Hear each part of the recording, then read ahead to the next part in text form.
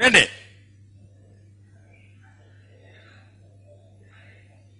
ഈ ഇരിക്കുന്ന സാധനം നിങ്ങൾ കണ്ടോണം. ഇത് ഇവിടെ ഈച്ച ഇല്ലാത്തതുകൊണ്ടാണ്. ഈച്ചയുള്ള സ്ഥലത്താണ് ഞാനിത് കൊണ്ടുവന്ന് അപ്പ ഈച്ച വരും.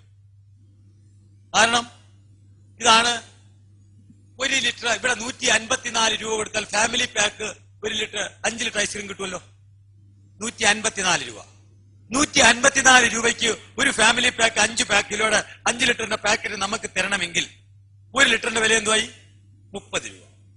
30 രൂപയ്ക്ക് ഒരു കടക്കാരൻ നമുക്ക് തരണമെങ്കിൽ ആ കടക്കാരൻ എത്ര രൂപയ്ക്ക് കിട്ടും?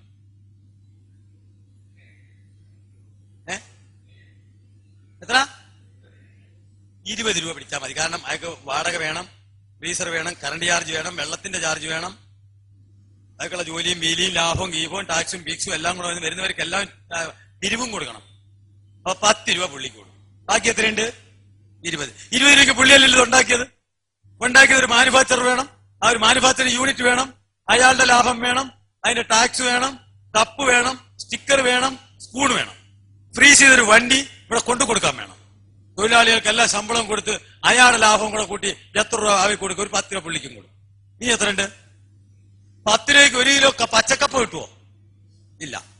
അതിനും 16 രൂപ. അപ്പൊ പച്ചക്കപ്പയും കാട്ടിയും വില കുറഞ്ഞ് തിന്നാൻ കൊള്ളാൻ സാധനം എന്തുണ്ട്?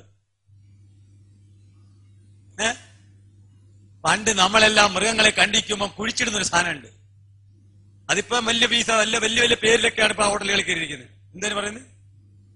പാർട്സ്, പിന്നെ പോട്ടി, പേര് മാറ്റിയ കുടലും പണ്ടോന്ന് പറഞ്ഞാൽ അത് വൃത്തിയായിട്ട പേരാ. അപ്പൊ അതിന് നമ്മള് പേര് മാറ്റിയിട്ട് അതിന് എന്ത് കൊടുത്തു?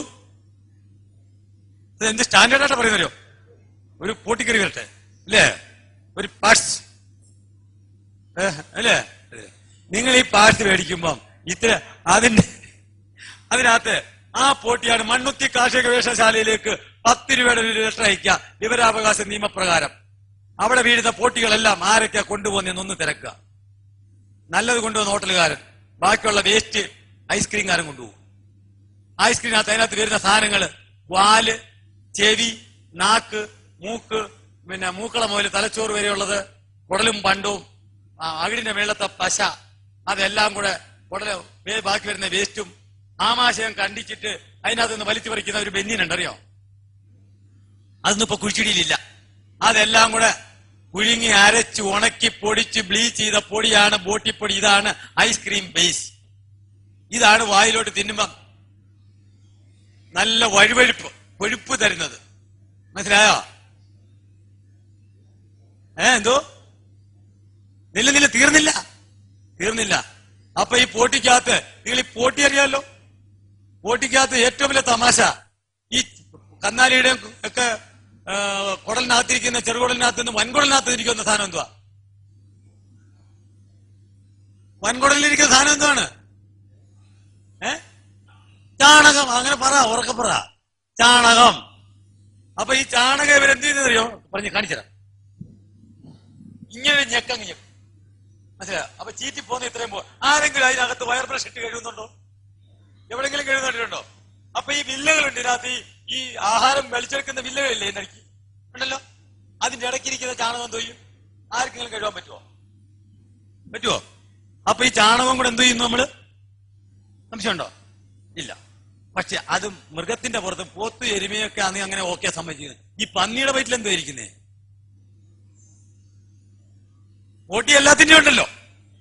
ഉണ്ടോ ഇല്ലയോ? ആ പന്നിയുടെ വയറ്റിൽ എന്തോ ഇരിക്കണേ? വേരകളല്ല. അത് എറണാകുളത്ത് വരുക നോക്കുക.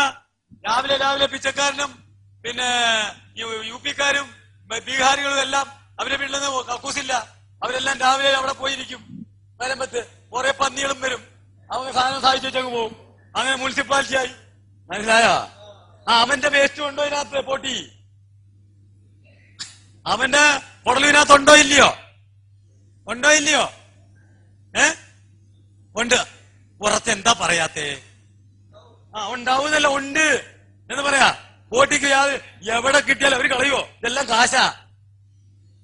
അതും കൂടി ഇട്ടിനകത്ത് അരച്ച് അതും കൂടെ കൂട്ടിയാണ് നമ്മൾ എന്ത് ചെയ്യുന്നത്? എന്ത് വഴുവഴുപ്പ് ഉണ്ടോ? എന്താണ് ഈ സാധനം? എന്താ മക്കളെ? അല്ല, ഐസ്ക്രീമിന്റെ ഈ സാധനം എന്താണ്? ഇപ്പോ പന്നിയുടെ കൊള്ളാതിരിക്കുന്നത്? ഉറച്ചൊന്ന് പറയും. ഓരോ കല്യാണത്തിനൊക്കെ കയറിയിരുന്ന് ആ ഊണെല്ലാം കഴിഞ്ഞിട്ട് എന്തുകൂടെ അടിച്ചിട്ടാ ഇറങ്ങുന്നേ? ഐസ്ക്രീം എന്ന് പറയില്ല ഇനി. ഐസ്ക്രീം കാരണം ഇത്രയും പറയാൻ വേറൊരു കാര്യമുണ്ട്. നമ്മുടെ വീട്ടില് 400-500 രൂപയ്ക്ക് ഐസ്ക്രീം ഉണ്ടാക്കിയാലും കുട്ടികൾക്ക് വേണ്ട.